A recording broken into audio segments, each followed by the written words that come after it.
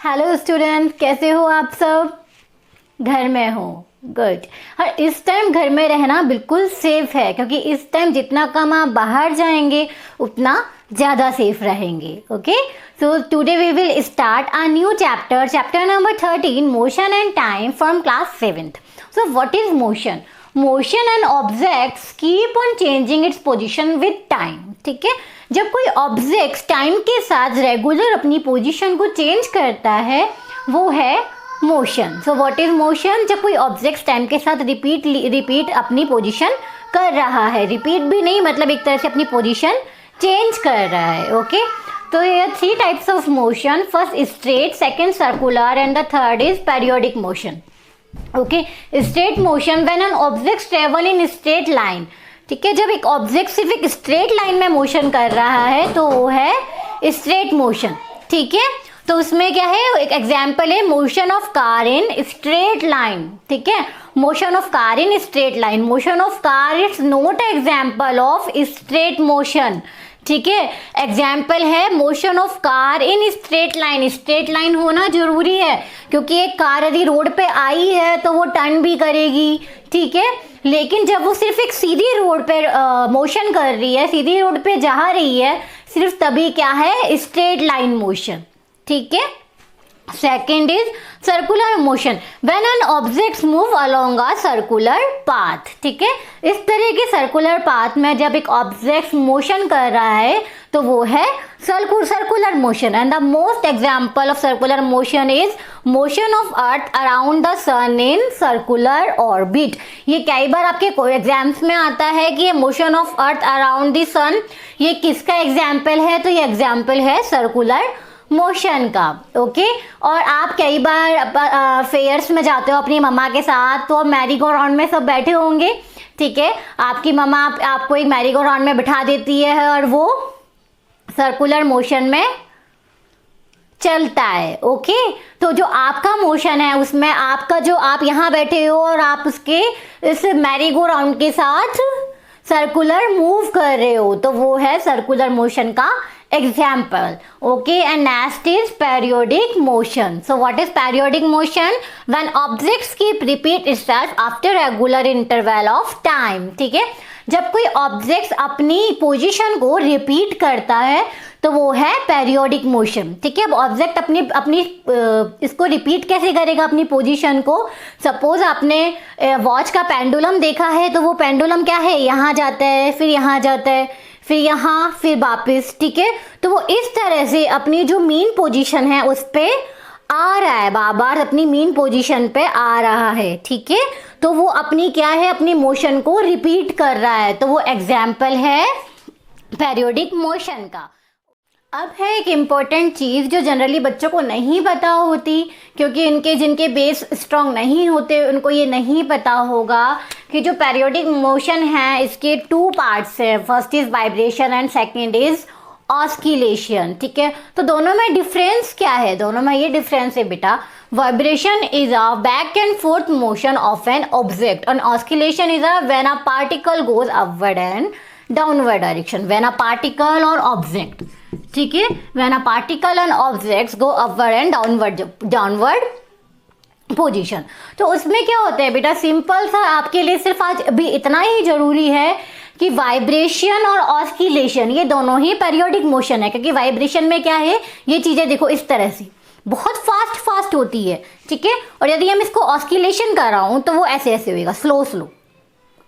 ठीक है, तो ये दोनों क्या है, पेरियोडिक मोशन है, क्योंकि ये अपनी मोशन को, अपनी पोजीशन को रिपीट कर रहे हैं। ये बार बार अपनी मेन पोजीशन से इनिशियल पोजीशन पे जा रहे हैं और फिर वापस अपनी मेन पोजीशन पे आ रहे हैं। ओके, तो ये क्या है, अपनी पोजीशन को रिपीट करते हैं। लेकिन दोनों में डिफरेंस क्या है बेटा, वाइब्रेशन जो है वो बहुत फास्ट प्रोसेस है।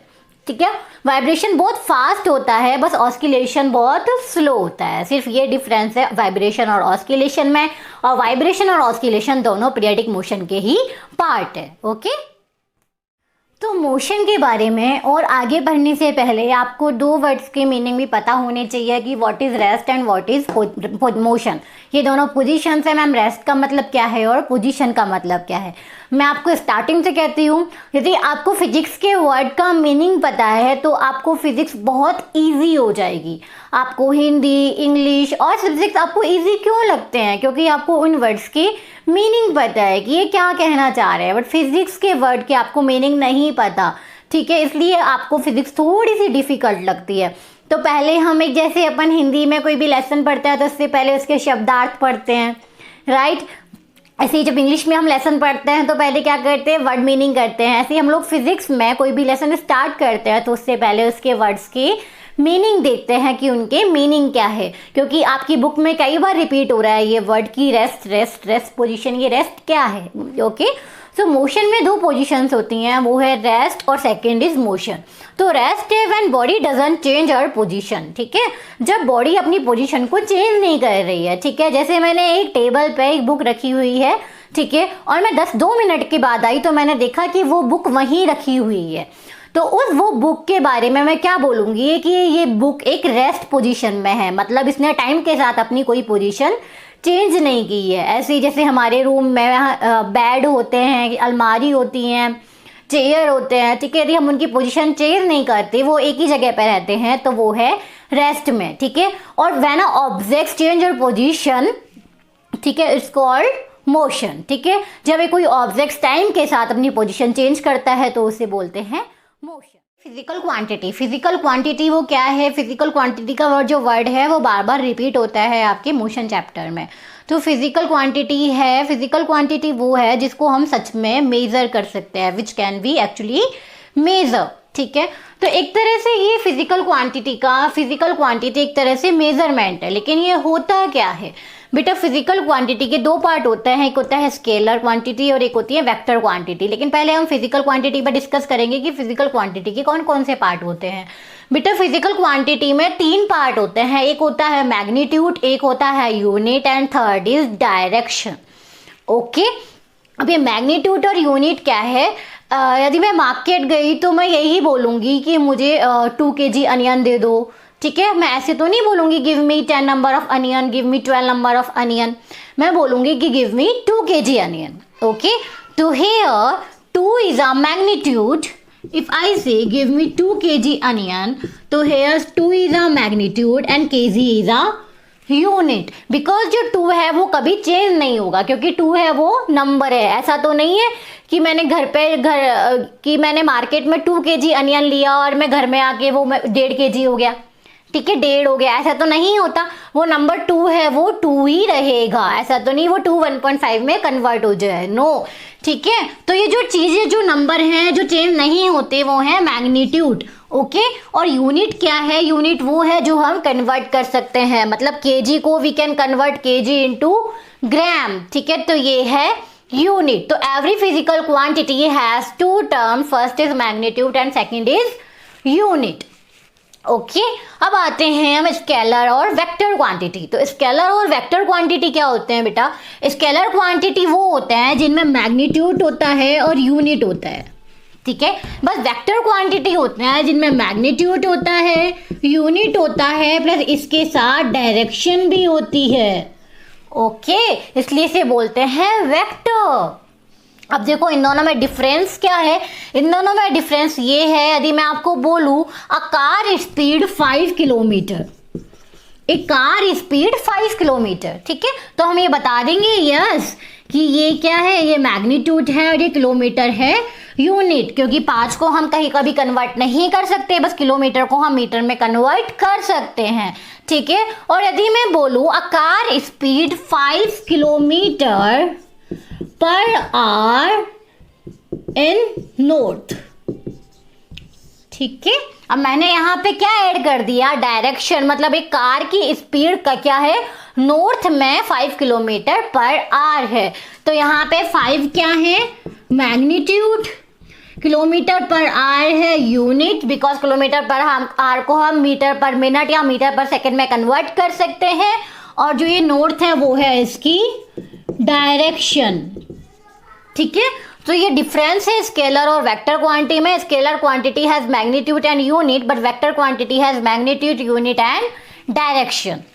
ओके तो ये मैम ये हम लोग ये पढ़ क्यों रहे हैं? ओके एक चीज और रिपीट करते हैं, एक चीज और बताते हैं आपको कि आपने डिस्टेंस और डिस्प्लेसमेंट दो वर्ड सुने हैं कि डिस्टेंस और डिस्प्लेसमेंट दो वर्ड होते हैं, लेकिन इन दोनों में डिफरेंस क्या है? इन दोनों में ये डिफरेंस है कि डिस्टेंस जो है, डिस्टेंस एक स्केलर क्वांटिटी है, डिस्टेंस एक स्केलर क्वांटिटी है और डिस्प्लेसमेंट एक वेक्टर क्वांटिटी है. ठीक है, डिस्प्लेसमेंट एक वेक्टर क्वांटिटी है. तो डिस्टेंस और डिस्प्लेसमेंट को थोड़ा सा हम डिस्कस करेंगे क्योंकि इसके काफ़ी क्वेश्चंस आते हैं आपके 12th के बाद भी. जब आप कंपटीशन लेवल का एग्जाम देते हैं तो इसके क्वेश्चन जनरली रिपीट होते हैं. ओके तो ये डिस्टेंस और डिस्प्लेसमेंट है क्या? डिस्टेंस है total path covered bye an object. ठीक है, total path covered bye an object and displacement is shortest path covered by a object. ठीक है, अब इसको हम थोड़ा सा एक एग्जाम्पल से पढ़ते हैं. ठीक है, ये मिंटू का घर है. ठीक है, ये मिंटू का घर है और ये मिंटी का स्कूल है. ठीक है, ये मिंटू का घर है और ये मिंटू का स्कूल है. जब मिंटू को स्कूल जाना होता है तो उसको स्कूल जाने के लिए कोई मन नहीं है. ठीक है, इसका स्कूल जाने में कोई भी मन नहीं है, लेकिन वो फिर आराम से स्कूल ऐसे ऐसे जाता है, लंबे रास्ते से स्कूल जाते हैं ताकि वो आराम से स्कूल जा पाए. ठीक है, वो स्कूल आता है लेकिन आराम से, बहुत लंबा रूट चूज करता है और आराम से स्कूल आता है. ठीक है, बट जब छुट्टी होती है, छुट्टी के बाद वो चाहता है कि फटाफट घर जाए, अपना चेंज करे और फिर खेलने जाए, तो वो सीधे अपने घर आता है. एक सीधा रास्ता भी है स्कूल से और घर के बीच में, तो वो फटाफट सीधे अपने घर आता है. तो ये क्या है बेटा? ये तो है उसका डिस्टेंस. ओके और ये है डिस्प्लेसमेंट. जैसे मैंने आपको बोला, distance is a total path covered by a Mintu. Okay and displacement is a shortest distance between two objects, that is displacement. Okay one more question, wait.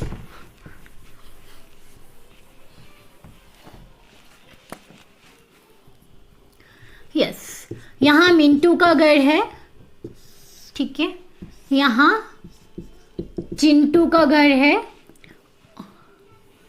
और यहाँ चेतना का घर है. ठीक है, मिंटू को चेतना के घर आना है, लेकिन मिंटू को नहीं पता कि चेतना का घर कहाँ है, तो वो पहले जाता है चिंटू के घर पे और चिंटू और मिंटू साथ में चेतना के घर आते हैं. ठीक है, अभी थोड़ा सा क्वेश्चन इसको हम न्यूमेरिकल बना देते हैं. ठीक है, अब मिंटू को नहीं पता कि चिंटू का घर कहाँ है, मिंटू को नहीं पता कि चेतना का घर कहाँ है, तो मिंटू और चिंटू के घर का बीच का जो डिस्टेंस है वो है 5 किलोमीटर. ठीक है, तो पहले मिंटू आता है चिंटू के घर पे. ठीक है, फिर चिंटू और मिंटू दोनों साथ में जाते हैं चेतना के घर में, मतलब वो कवर करते हैं 4 किलोमीटर. ठीक है, तो इस तरह से टोटल डिस्टेंस मिंटू ने कितना कवर किया? 5 + 4. ठीक है, तो distance covered bye Mintu is 5 + 4 = 9 kilometer. Okay, but what is the displacement? Displacement is the shortest distance between two objects. तो यहाँ 2 ऑब्जेक्ट है, मिंटू का घर और चेतना का घर. तो इन दोनों के बीच में जो डिफरेंस है वो क्या है? ये लाइन. ठीक है, तो हम क्या करेंगे? पाइथागोरस थ्योरम से इस x की वैल्यू निकाल लेंगे और वो x क्या है? वो x है हमारा डिस्प्लेसमेंट. ठीक है, so displacement is, ठीक है, 4 square plus 5 square, that means 16 plus 25 is equal to 41. Okay, so x square is 41, so x is under root 41. Okay, so what is the displacement? Displacement is root 41. इस तरह से आपका distance और displacement दोनों अलग अलग हैं. ठीक है, और एक और एग्जाम्पल लेते हैं. मैं आपसे कहती हूँ कि डिस्टेंस कभी 0 नहीं होगा, बट डिस्प्लेसमेंट 0 हो सकता है. ओके, अब इसका वो एग्जाम्पल ये है कि चिंटू जाता है बिग बाजार एक बिस्किट लेने, ठीक है। चिंटू को जाना है बिग बाजार एक बिस्किट लेने और चिंटू के घर से बिग बाजार का डिस्टेंस है 5 kilometre. Okay, so what is the distance and displacement covered by Chintu. तो डिस्टेंस क्या है एंड डिस्प्लेसमेंट क्या है, ठीक है। तो बेटा डिस्टेंस क्या है, डिस्टेंस है कि वो 5 किलोमीटर गया और 5 किलोमीटर आया, that mean total distance is 10 kilometre. Okay, but what is the displacement, displacement क्या है। डिस्प्लेसमेंट में मैंने बोला कि इनिशियल और फाइनल पोजीशन जो है वो उनके बीच का डिस्टेंस देखते हैं। अब चिंटू घर से गया और घर पे वापस आ गया, ठीक है। ओके, इनिशियल और फाइनल पोजीशन ये वर्ड भी आपके लिए न्यू है। इनिशियल वो है जो उसकी सबसे पहले की पोजीशन है, उसे बोलते हैं इनिशियल। और फाइनल पोजीशन वो है जो वो घोड़ा चलने के बाद जब वो लास्ट में जहां आता है वो उसकी फाइनल पोजीशन है, ठीक है। तो यहाँ पे चिंटू की इनिशियल और फाइनल दोनों पोजीशन सेम है क्योंकि वो घर से गया और घर ही वापस आया। दैट मीन्स जो डिस्प्लेसमेंट है वो 0 है। So one more definition of displacement, difference between initial and final position. Okay, तो यहाँ पे डिस्टेंस है 10 kilometre and displacement is 0। Okay, one more example जो आपके जनरली आते हैं बैंक के एग्जाम में, तो आते ही हैं, बाकी और एग्जाम्स में भी आ जाते हैं, ठीक है। आप सिंपल सा एक सर्कुलर ये ग्राउंड है, ठीक है, इसमें चिंटू है, ठीक है, और चिंटू इस ग्राउंड के यहाँ पे चारों तरफ एक चक्कर कंप्लीट करता है, ठीक है, सिर्फ एक राउंड लगाता है, ठीक है। सो what is the distance and what is displacement covered by Chintu. तो हम बात करें यहाँ बेटा तो distance and displacement. So simple सा है कि डिस्टेंस वो है टोटल पाथ, दैट मीन्स ये टोटल पाथ जो चिंटू कवर कर रहा है मतलब एक राउंड वो होगा 2 पाई r। बट डिस्प्लेसमेंट क्या है, वो यहाँ से गया और यहीं वापस आ गया, मतलब उसका इनिशियल और फाइनल पोजीशन दोनों सेम है, इसलिए डिस्प्लेसमेंट है 0। Okay, so distance is 2 pi r and displacement is 0। One more question, यदि मैं कहूँ कि इस ग्राउंड की जो रेडियस है वो है 7 सेंटीमीटर, ठीक है। तो what is the distance and displacement. Ma'am displacement हमको पता है, डिस्प्लेसमेंट है 0। Okay, displacement is 0, but what is distance, distance is 2 pi r, here 2 pi 22/7 and r is 7 centimetre. So 7 से 7 तो 44 सेंटीमीटर। तो what is the distance covered by Chintu, that is 44 centimetre. Okay, इस तरह के क्वेश्चंस आपके repeat. Half circular ground है और इस हाफ सर्कुलर ग्राउंड की जो रेडियस है वो है 14 सेंटीमीटर, ठीक है, 14 सेंटीमीटर। अब आता है मिंटू, क्योंकि चिंटू थक गया थोड़ा सा भगने के बाद, ठीक है। तो मिंटू जो है वो यहाँ से यहाँ जाता है, मतलब वो सिर्फ एक हाफ सर्कुलर राउंड में वॉक करता है या रनिंग करता है, ठीक है। तो चिंटू का डिस्प्लेसमेंट और डिस्टेंस क्या है, ठीक है। तो ये कितना है, ये है half 2 pi r। Okay, so distance covered bye Mintu is half 2 pi r, that means 2 से 2 का 22/7 and r is 14, so 44 centimetre. Okay, and distance covered bye Mintu is 44 centimetre.